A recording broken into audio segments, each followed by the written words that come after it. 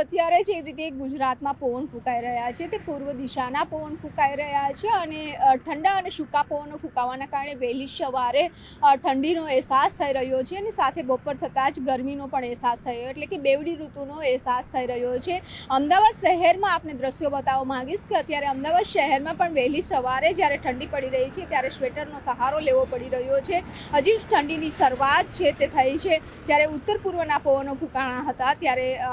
તાપમાન જે 10 ડિગ્રી ઉપર પહોંચી ગયું, 10 ડિગ્રીથી નીચે પહોંચી ગયું હતું, પરંતુ જે રીતે અત્યારે પવનની દિશા બદલાઈ ગઈ છે ત્યારે ફરી 10 ડિગ્રીથી 1 ડિગ્રી ઉપર આવીને 11 ડિગ્રી સુધી તાપમાન છે તે નોંધાઈ રહ્યું છે। અલગ અલગ સિટીમાં અલગ અલગ પ્રકારે તાપમાન છે તે નોંધાઈ રહ્યું છે। જ્યારે હવામાન વિભાગ દ્વારા આગાહી કરવામાં આવી છે કે આગામી 24 કલાક છે તાપમાન યથાવત રહેશે અને 24 કલાક બાદ આગામી 3 થી 4 દિવસ છે તાપમાન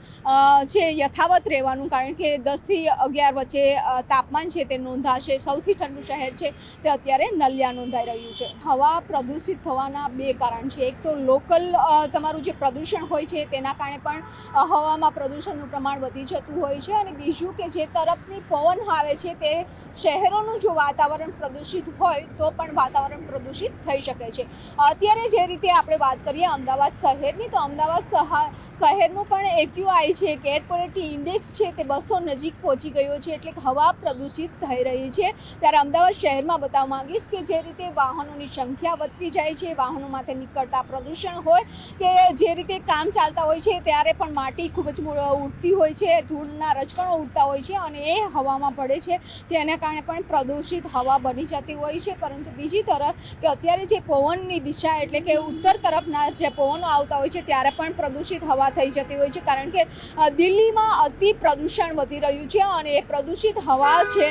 તે જે પવનની દિશાથી તેની સાથે આવતા હોય છે અને જ્યાં પણ પવનો ડ્રોપ થઈ જતા હોય છે તે શહેરમાં એર ક્વોલિટી ઇન્ડેક્સ છે તે વધી જતો હોય છે। ત્યારે અમદાવાદ શહેરમાં અત્યારે 200 પહોંચ્યો છે એર ક્વોલિટી ઇન્ડેક્સ, એટલે બતાવી રહ્યું છે કે હવે ધીમે ધીમે હવા છે તે પ્રદૂષિત થઈ રહી છે અને પ્રદૂષણના કારણે જે અસ્થમાના દર્દીઓ છે, ખાસ કરીને એલર્જી હોય છે તેવા દર્દીઓ છે તેને ખૂબ જ મોટી અસર છે તે પહોંચી રહી છે, કારણ કે શ્વાસ લેવામાં તકલીફ છે તે પહોંચતી હોય છે। પ્રદૂષિત હવા છે તેને ઘટાડવા માટે, પ્રદૂષણને ઘટાડવા માટે શું કરવું જોઈએ, પરંતુ કરોડો રૂપિયાનો ખર્ચ છે તે પણ કરવામાં આવતું હોય છે। અને ખાસ કરીને આપણે ફરી દ્રશ્યો બતાવવા માંગીશ અમદાવાદ શહેરના કે અમદાવાદ શહેરમાં જે રીતે પ્રદૂષણ વધી રહ્યું છે, વાહનો છે તે વધી રહ્યા છે, એટલે જ સરકાર પણ અપીલ કરી રહી છે કે ખાસ કરીને ઇલેક્ટ્રોનિક વાહનો ઉપર ભાર આપી રહી છે અને જેના કારણે લોકો જો ઇલેક્ટ્રિક વાહનો ખરીદે તો પેટ્રોલ ડીઝલથી થતો પ્રદૂષણ છે તે અટકાવી શકાય। સાથે જ જે દિલ્હી તરફ સૌથી વધારે પ્રદૂષણ હોય છે અને ત્યાં તે તરફના પવનો જ્યારે ફૂંકાતા હોય છે ગુજરાત તરફ, ત્યારે ગુજરાતમાં ખાસ કરીને પ્રદૂષણનું પ્રમાણ છે તે વધી જાય છે। લોકો પર્યાવરણ બચાવવા માટે પણ અનેક પ્રયાસો છે તે કરતા જતા હોય છે, પરંતુ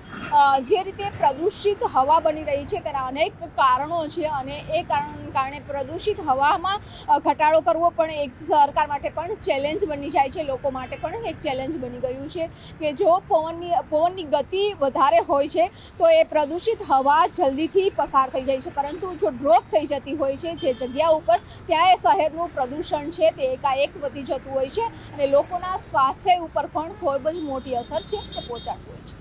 AQI જે છે એનો વધારો થઈ રહ્યો છે અમુક એરિયા વાઇઝ વધારે છે ઇસ્યુ, પરંતુ આવા સમયે ખાસ કરીને એ લોકોએ ખૂબ સાવચેતી રાખવાની છે કે જેને એલર્જીક ઇસ્યુઝ છે અને એની અંદર સૌથી કોમન જોઈએ આપણે તો એ અસ્થમા હોય છે, અને બીજા લોકો જે કહીએ કે જેને આઈ ડ્રાય રહેતી હોય એવા લોકોને પણ એની અસર થતી હોય, એટલે આઈની ડ્રાયનેસ વધારે થાય અથવા એલર્જીક એમ કહેવાય ને કે બ્લેફરાઇટિસ એટલે આઈ રિલેટેડ રોગ થઈ શકે। એ જ રીતે શ્વાસ રિલેટેડ જોઈએ તો અસ્થમા અને ઘણીવાર એનાથી બ્રોન્કાઇટિસ પણ થઈ શકે, એટલે આવા દરેક લોકોએ સાવચેતી રાખવાનો સમય છે અત્યારે। અને સાવચેતીના ભાગરૂપે આપણે કહીશું તો જ્યારે એમને એવા એરિયામાં કે જે તે એરિયામાં જ્યાં હાઈ પ્રદૂષણ છે ત્યાં જાય ત્યારે ડેફિનેટલી માસ્ક પહેરે, એવી જો ધ્યાન રાખે તો એમને પેલા અસ્થમાના એટેક ન આવે। અને જે લોકો અસ્થમેટિક છે એ લોકો પોતે પણ જાણતા હશે કે એમને કેવી રીતે એમને અસ્થમાનો એટેક આવે છે, એટલે જરૂરી દવાઓ કન્સલ્ટ કરીને એ લોકો એમની પાસે પણ રાખતા જ હોય છે। જનરલી એ લોકોના જે ઇન્હેલર છે કે પંપ છે તો એની વ્યવસ્થા રાખવી પાસે, જેથી કરીને સ્ટેટસ અસ્થમેટિકસ એવું કહીએ કે એક પ્રકારનું છે કે જેની અંદર અસ્થમા વધારે લાંબો સમય સુધી ચાલે અને એને દાખલ થવું પડે અથવા હોસ્પિટલાઇઝ થવું પડે. એવી પરિસ્થિતિનું નિર્માણ ન થાય એનું ખાસ ધ્યાન રાખી અને શરૂઆતના ફેઝમાં જ એને કંટ્રોલ કરી લેવું જોઈએ. અને બીજી જ વસ્તુ કે prevention is always better than cure. આ બધા જે એરિયાઝ છે ત્યાં જતાં પહેલાં ધ્યાન રાખવું અને જાઓ તો માસ્ક પહેરીને જવું.